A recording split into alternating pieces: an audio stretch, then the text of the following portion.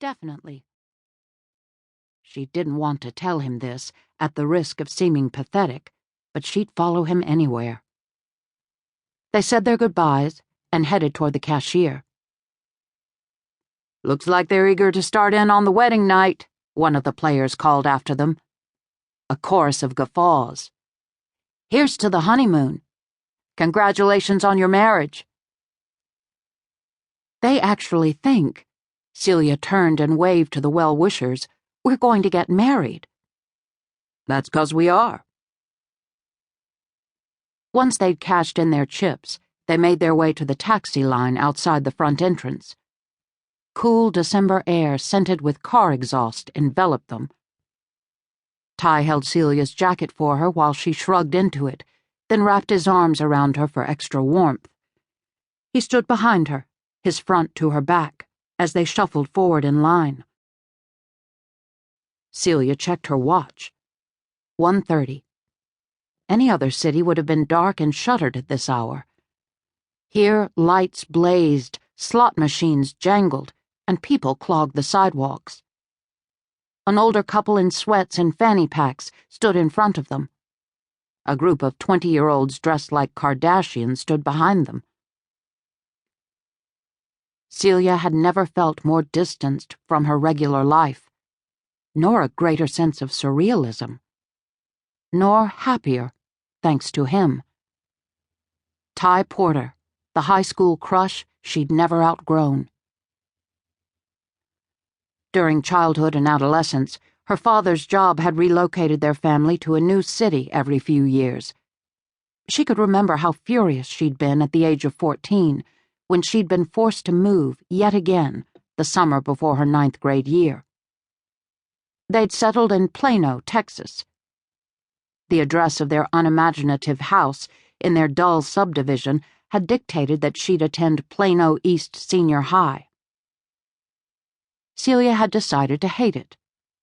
She'd managed to stay that course until the moment when Ty Porter had taken the seat next to her in Introduction to Ceramics. She could recall exactly how he'd looked that day, a tall, well-built sophomore with golden brown hair and dancing blue eyes. His appearance had been good enough, but then he'd gazed at her as if he really saw her. He'd cracked jokes under his breath. He'd asked her advice on his coil pot. Within 2 weeks, every hope and dream she'd ever had about the opposite sex had coalesced into a devoted and long-lasting infatuation with him. "You cold?" He tightened his arms around her. "Not a bit." He rested his chin on the top of her head. They inched forward. Ty'd been incredibly sweet to her during their high school years. He'd always gone out of his way to flirt with her and to make an unpretty teenager feel very pretty indeed. Despite her prayers, though, their friendship had never led to anything more serious than Mrs. Celia Porter doodled through her spiral-bound notebooks. Oh, he'd dated plenty, but he'd always chosen beautiful, outgoing girls his age or older. Girls Celia had envied with every drop of teenaged emotion she possessed. After graduation, Ty had enlisted in the Marines and moved away. Celia had slunk around in a cloud of despair over him that whole summer. A year later, she herself had graduated and moved to Oregon for college.